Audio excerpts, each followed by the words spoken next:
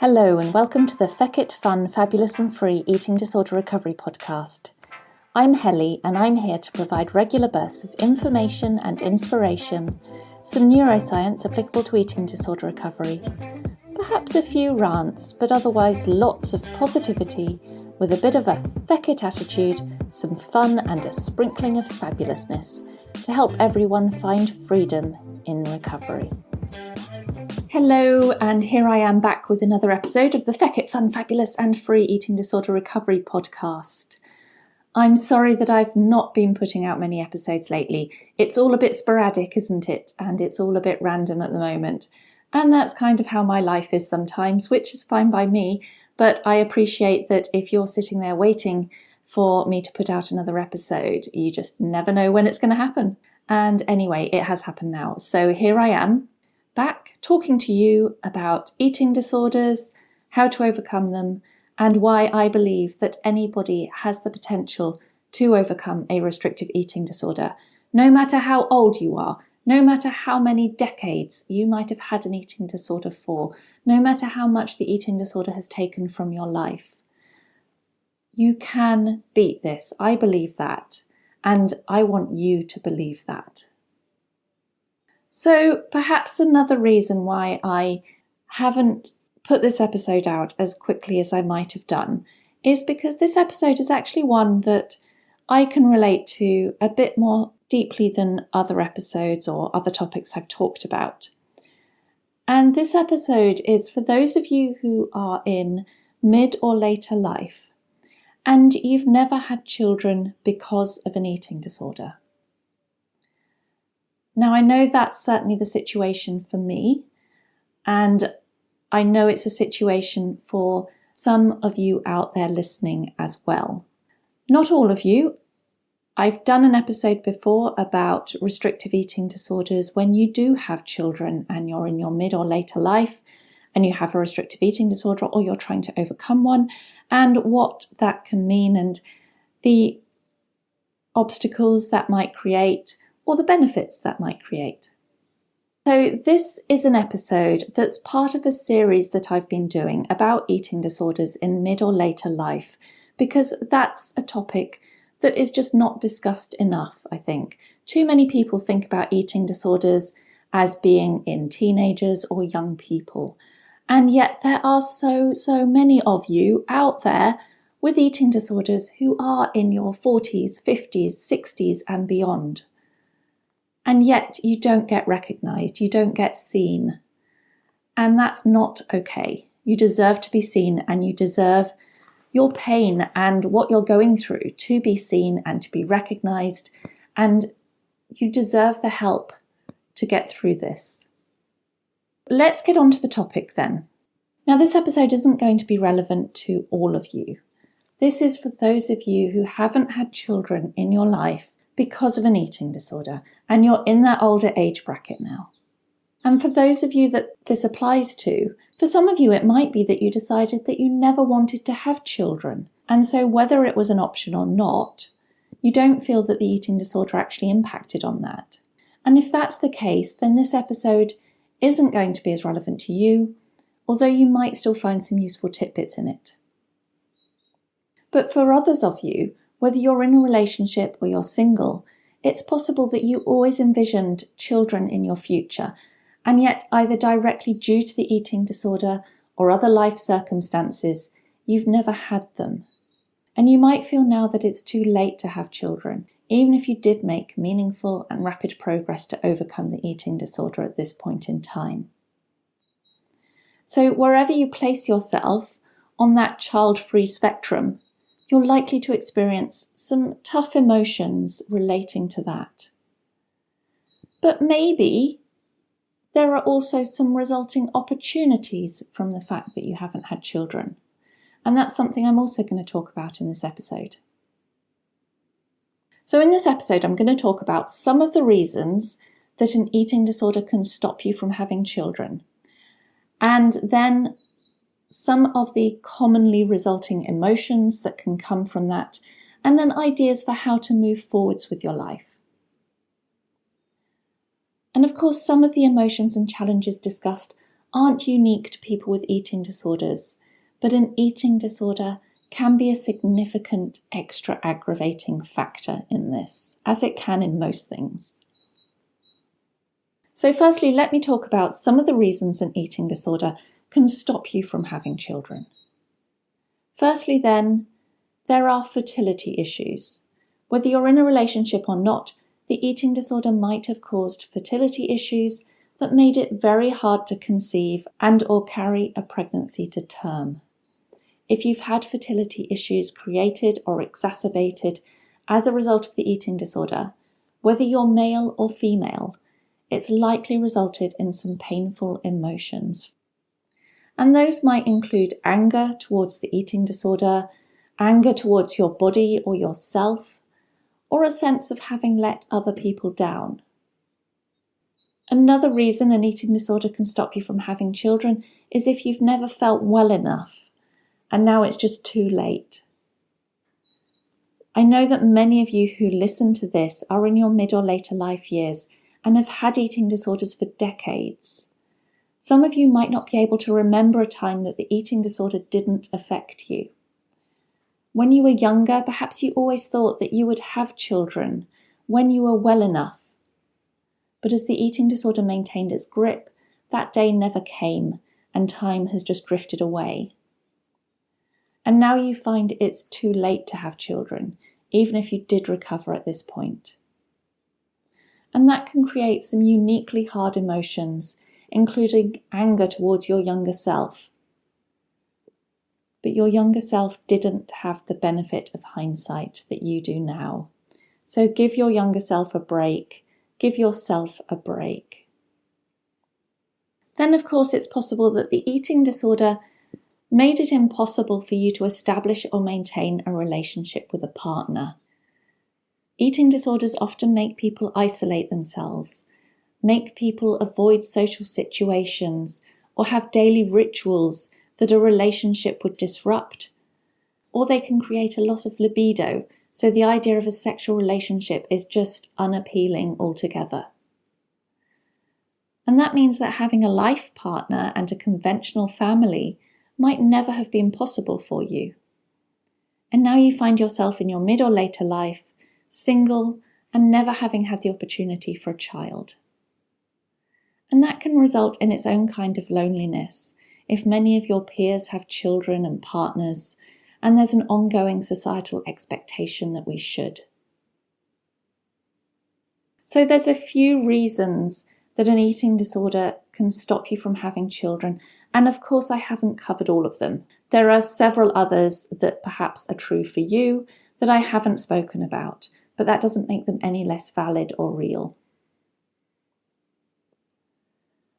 So, as a result then of an eating disorder stopping you from having had children, you can experience a number of emotions arising from that. And these include feelings of failure or anger. You might experience feelings of failure if you always wanted children, but the eating disorder stopped you. Perhaps you blame yourself for not having recovered from the eating disorder in time to have the children that you wanted. Or maybe you feel angry towards yourself, others, the eating disorder, or health professionals, because you've had this eating disorder for so long and it's stolen so many valuable life opportunities from you.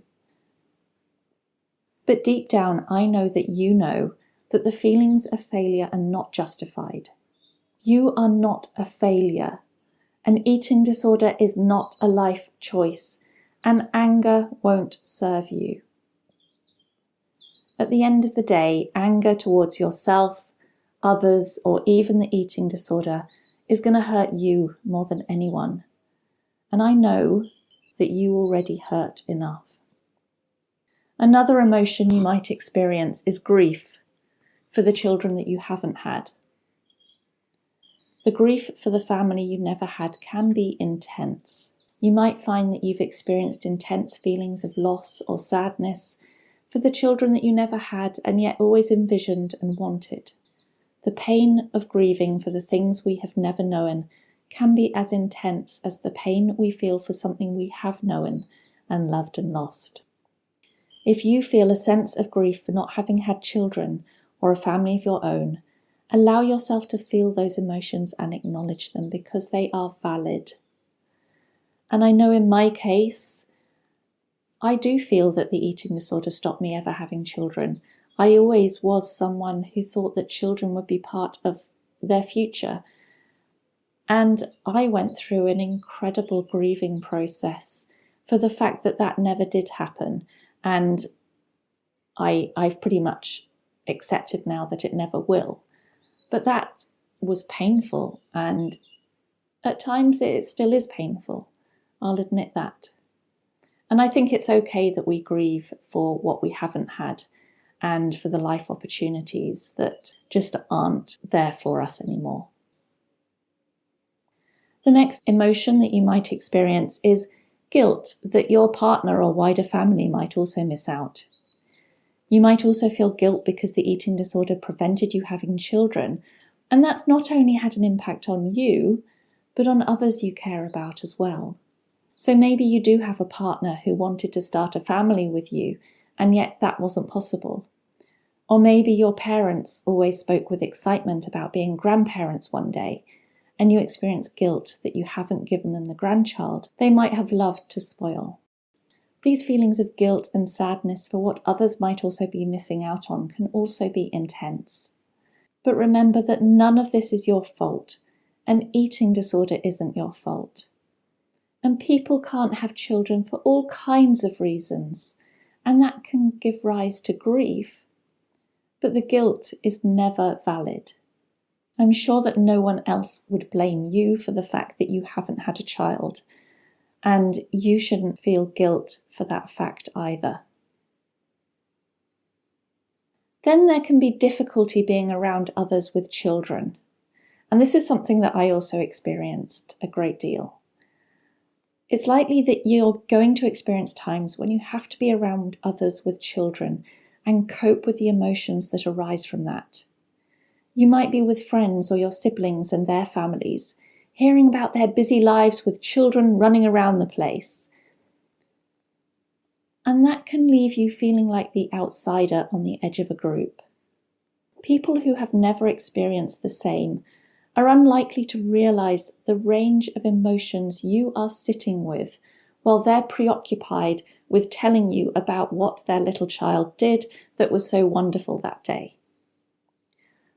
And yes, of course, you can be in love with your nieces and nephews and the other key children in your life, but still feel sadness for what you're missing out on.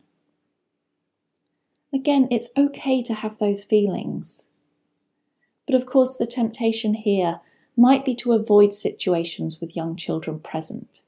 But that can also make the eating disorder stronger, as eating disorders love to make people isolate themselves and push others away.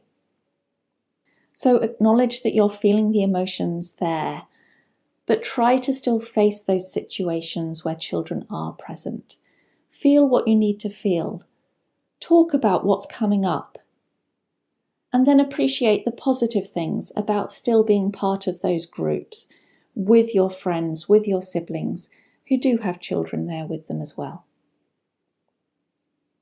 The next emotion or feeling that you might get is the feeling that so many more life opportunities have now gone and passed you by because of the eating disorder.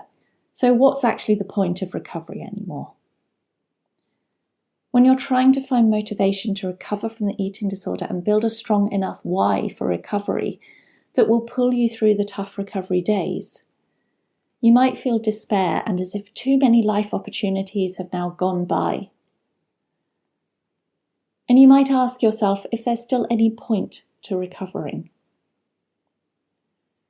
Now, I hope you know by now that I believe that it's never too late to recover and to build a life with so much more freedom and good things in it, whether you have children in your life or not.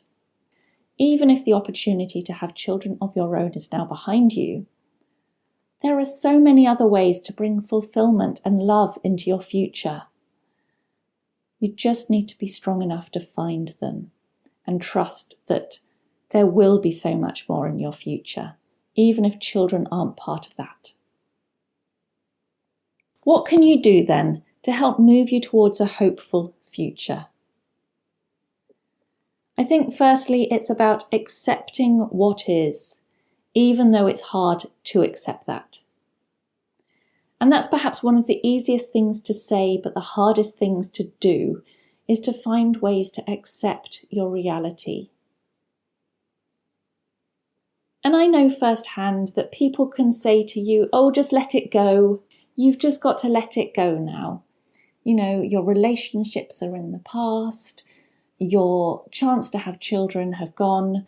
You're just going to have to accept that and let it go. I had that said to me, and it's hard to hear that. And it's easy for people to say that, but of course it's a lot harder to just let go of things that really matter to you. And processing those painful emotions and finding your way through can of course take time. And I think a key first step in accepting that you won't be a parent now is acknowledging your feelings of grief and loss. And actually accepting the grief and loss is there and not judging it, not feeling that you have to bury it or hide it, but letting yourself grieve and experience that sense of loss. Because grief for things we have lost are emotions that exist to show us what was or would have been important to us, but that we don't have. Those emotions exist for a reason, and it's important to acknowledge and work through them. And then the acceptance process might involve recognizing the fact that some sadness might always be there about the fact that you've missed out on this opportunity to have children of your own, but then building a future anyway. And as you then move on to build your future, focus on the benefits of being child-free. I'm always an advocate of focusing on the positives in life, especially as a way to build a future that brings greater fulfillment. And so just as there are wonderful things about being a parent and having children in your life, or so I'm told, there are wonderful things about that, there are of course also downsides about being a parent. And just as you might feel sadness and feelings of loss about not having had children, there are positives to being child-free. So explore the positives about not having children in your life, because that can help you to manage your sense of loss. So for example, not having children opens up a world of potential when it comes to travelling, which admittedly is just not so easy with children. You will likely have less financial constraints without children and have more opportunities to explore aspects of life that meet your values and your passions. Any parent will tell you that having children comes with a whole world full of new worries and stress. Being child-free means that you don't have this to contend with. So focus on all the things that you can do in your life because you don't have children. Things that your peers with kids might envy you for. Let them envy you for the fact that you can live that child-free life. Indulge in those things, soak up the positives about them, and let them help you to build a hopeful and child-free future. And also look at all the ways that you can find love and fulfillment in your life in all kinds of other ways. Because of course children can and do bring love and laughter to the lives of their parents, but love and laughter in our lives can come in a range of forms. So explore all the ways that you can find a sense of love, fun and laughter in your life, and embrace all that your life can still be. And recognize that families come in different forms as well. So many people think of the word family and bring up an image of a couple with 2 or 3 children. That's the traditional way that many people do build families, but it's not the only way to get a sense of connection and family in your life. So explore what family can mean beyond having your own children and build connections to people or pets, places or communities that give you your own unique sense of being part of a family and belonging. And then embrace your future as a hero. Your future is out there for you to grab. Beat the eating disorder, find your freedom from it, and life can be so fabulous, no matter how old you are or what life opportunities you might have lost to it. Decide you're going to be a hero and not a victim. And you might want to go back to my last episode to hear more about that. And while you bash the eating disorder out, grab all the things in life that really light you up and align with your values so that you really can now thrive. But while you're doing that, while you're seeking your heroic future, also, perhaps most importantly, talk to others. I think one of the most important factors in our ability to process difficult emotions, such as grief, guilt, or anger, is talking to others about what we're going through or have been through. So it might be a partner, friends, family, a health professional, therapist. They say that talking helps because actually it really can. So an eating disorder can take a lot from your life. Opportunities can be forever stolen by an eating disorder. And if you're in your mid or later life years and have had an eating disorder for a significant length of time, then the possibility of having children of your own might be one life opportunity that you have missed out on. And that can hurt. It can hurt a lot. And as I say, that's something I know firsthand. And maybe some level of pain will always be there. But maybe that's okay. Because actually life does go on. And it's important to grow and find all the free life opportunities that are still out there waiting for you as you recover, no matter how old you are. Life is out there for you to find fulfillment and thrive in all the ways that you definitely still can. And finally, just a word to those of you who are still younger. I know when I developed an eating disorder when I was in my late 20s, I never imagined that the eating disorder would go on to last as long as it did and to take so many life opportunities from me and to rob me of that chance of having children that I still really, really felt would be part of my future.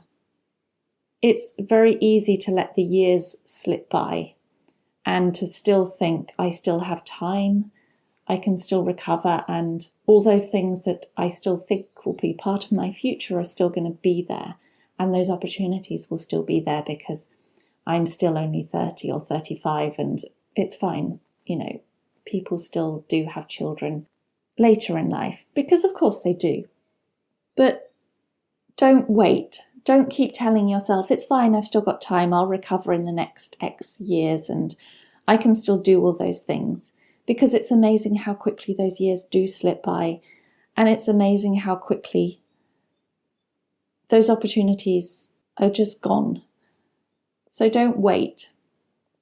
Do recovery now. Don't look back on your life and think, why didn't I do recovery sooner? Yeah, just don't let yourself get to that point, because it's hard when you get to that point. It's shit when you get to that point. And I don't want you to experience what I and others have gone through. So if you're younger, take this as a message to beat the eating disorder now, so that whether you want children in your life or not, you have that opportunity. Or whether you want other fabulous things in your future, you have those opportunities and the eating disorder doesn't rob you of them. But for the rest of us, life still has very many valuable opportunities without children. And I'm finding a future without them. I'm finding the positives even of not having children and being able to thrive in life in other ways. And I know that you can too. So if you want to know more about me, you'll find me on hellybarnes.com. If you want to know more about eating disorders in general and my take on eating disorders as an addiction to energy deficit, then you can buy my book, which is called Addicted to Energy Deficit, a neuroscience-based guide to eating disorders and how to overcome them. And you'll find that on most online booksellers. And then you will also find my second book, which is called Aiming for Overshoot, which is what I want all of you to be doing right now. And that's more of a handbook on practical tips of how to overcome an eating disorder. So you'll find those books, as I say, online, on Amazon, on all online good book retailers around the world. And otherwise, I promise to try and be better at putting out another episode much quicker than I did this one. Take care. Speak to you soon. Cheery bye. Thank you for listening to the Feck It Fun, Fabulous and Free Eating Disorder Recovery podcast. Don't forget, eating disorder recovery doesn't have to be boring and doesn't have to be serious. Now go and grab yourself some food and have a fabulous rest of the day.